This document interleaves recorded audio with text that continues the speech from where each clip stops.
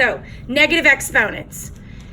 We have actually come in contact with the negative exponents this past week. And y'all kept saying, it's negative. But we didn't really know what to do with it.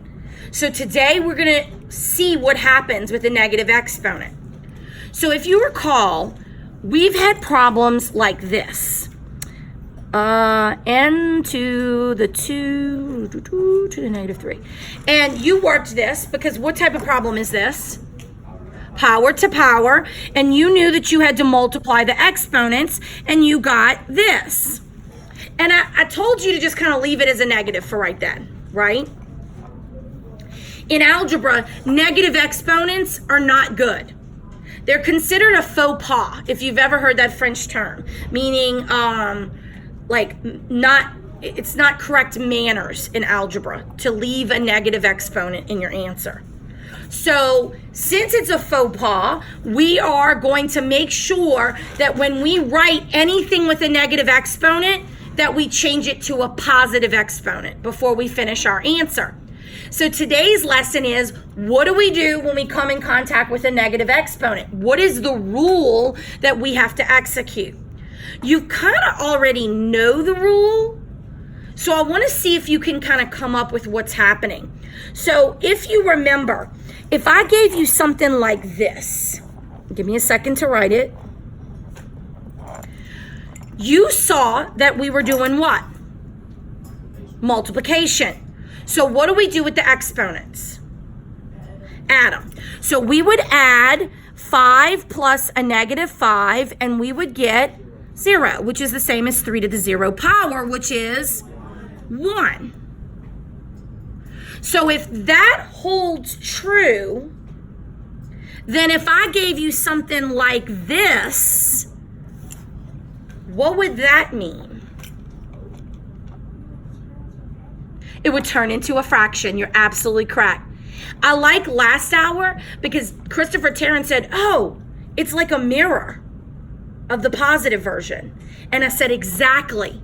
So when we have negative exponents, we make that mirror or the fractional part of it.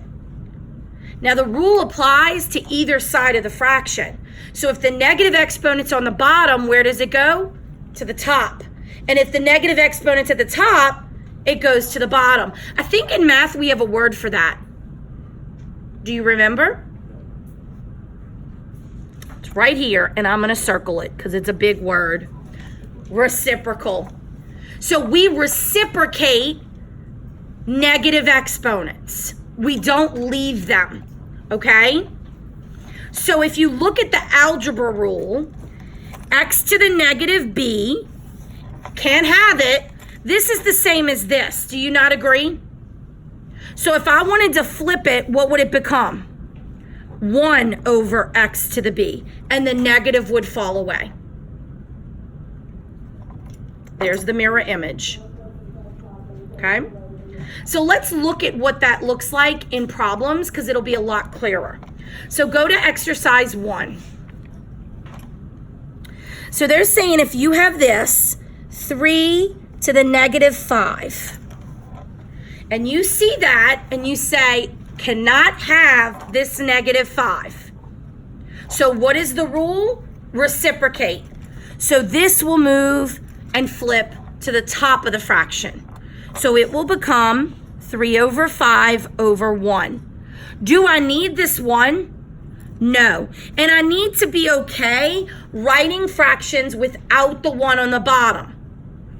Somebody said, well, Miss Blanchard, do I have to put the 1 on top? And I said, okay, well, let's write 1/2.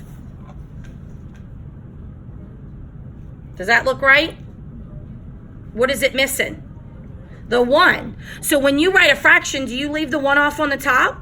No, you don't leave the 1 off on top when you're doing negative exponents either. The 1 on the bottom can go away, but you not the 1 on the top. Same rule applies. So look at exercise 2. What is the value of 3 times 10 to the negative 2 power? Does the 3 have a negative exponent? No. What does? The 10 only. So what has to flip? The 10 only. So the 3 would have to stay on top and the 10 would have to go on bottom. Notice that the negative goes away because when you reciprocate it, that takes care of the negative. It's the mirror image. So now to simplify this, I would get what? 3 over 100? Yes, question. Why would the 10 not go at the top? Because it's already at the top. Right? This is a whole number representation. It already has, it's over 1. So if I have to reciprocate it, it's going to flip to the bottom. You have to be very comfortable with what? Fractions. Because that's what you're working with, is fractions. All right, turn the page. A couple of the problems didn't print, but I'm just going to have you work them at the top. Okay?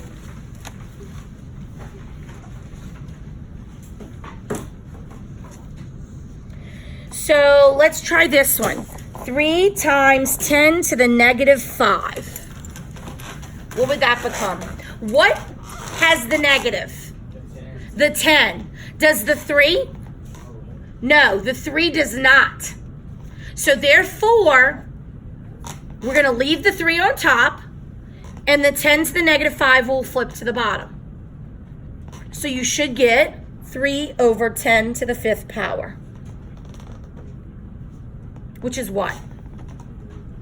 3 in your calculator, raise the roof, 5, enter. 100,000. Thank you, Raekwon. There you go. Since it's fractions, if you could possibly reduce it more, you would want to check that. All right, let's try another one. What about 5 to the negative 3?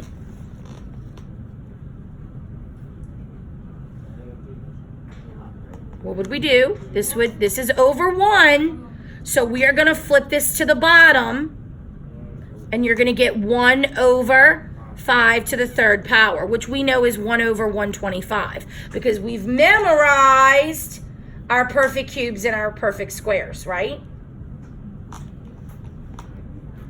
And I see all the faces going, nope.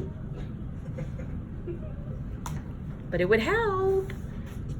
Okay, what about 1 over 8 to the 9th power? No negative. But could we write it as a negative? What would we write it to be? And you're thinking to yourself, now, Miss Blanchard, why do I need to know to do this? Well, let me tell you why. On a test, hint, hint, it's on your exam, they have a question that might give you something that looks like this.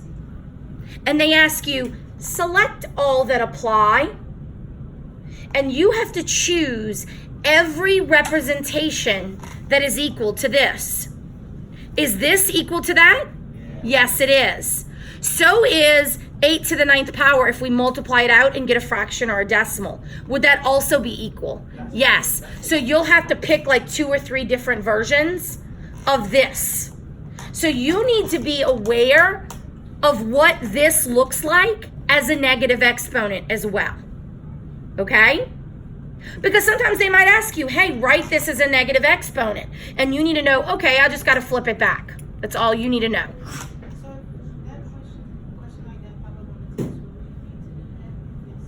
Yeah, basically what I do is I take this and I go to the side of my paper and I write every single way that I can write that. And then I look at all my answers and I pick the ones that match. Yes. If they ask us to change it to a negative, that's how you do it. You flip it back up. So let's do another one. What about x to the negative 3? I'm warming you up if you haven't noticed.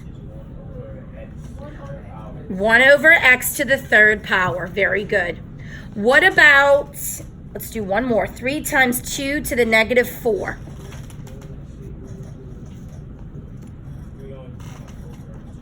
Three on top because it stays the same.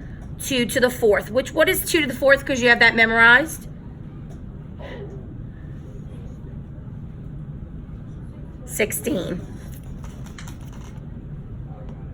So now we need to take this general piece of knowledge and we need to apply it to other rules that we've learned, okay? So we know this lovely rule quite well at this point, and that is called what? Power to power, right? So we know that this is the correct answer for that, because everything on the outside parentheses has to be shared on the inside. So let's talk about what happens when we come across a negative exponent with power to power. So here's one. What do you see? 19 squared over 19 to the 5th power. What do you see? Division. And when we divide, what do we do with the exponents when the bases are the same? Subtract them. So I taught you a quicker way. What did I teach you? Subtract them. 5 minus 2 is 3. And put it on the bottom with it because the exponent's larger. You want to know why I taught you that? Because if you did it the other way, you would get 19 to the negative 3. And then what would you have to do? Flip it. So I basically prevented you from having to deal with the negative. So that is why I taught you that 4 days ago. Because I knew that you were going to come into contact with problems like this, and that is a quicker way for you to do it. Look at exercise 12. What do you see? I see a negative and I see division. So I know I'm going to have to subtract bases. But since I see the negative, what does that tell me to do? Flip it. Do I have to flip both? No, this is positive. It stays exactly where it is. All I flip is this. So that means I end up with this. And what do we do when we have it all together like this? We add them. So there is your new answer. Do I have to put a 1 underneath it? No, I do not. Go to exercise 14. So look at this. So you're given this, and it's a power to power with a negative exponent. Talk to me about how do you think it would be the best way to tackle that one? Should I do power to power first, or should I do negative exponents first? Power to power, why? What do you mean? Why would I want to do the power to power?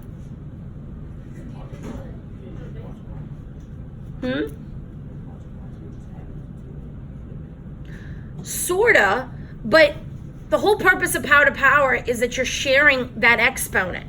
So you need to share it so that you know what to flip. If you don't share it first, then you don't know what has to flip and what doesn't, right? So I'm going to give the 7 the negative 4 and the 5 the negative 4. Same rule that we've been doing. I'm sharing what is on that outside parentheses. Then my brain says, uh-oh, can't have the negative exponents. So this one has to flip up and this one has to flip down so that they both go away. And this would be your correct answer.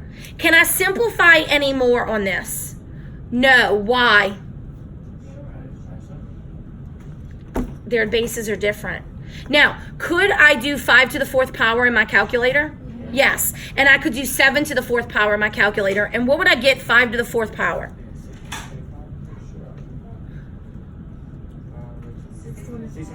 Oh, very good. And then 7 to the 4th power? 2,401. And then knowing what we know about our calculator, we could reduce this large fraction. And that would become what? It may not. 625 divided by 2401, math, enter, enter. Stays the same. So we're done. See how the calculator is going to help you with those larger numbers at this point? Okay, so now I want to show you this on this page. This is just rules, but we've put it into our notebook, and that's where I want to go now. So get your interactive notebook out. Let's make sure you have all the rules for studying, and then we're going to go to whiteboard for practice.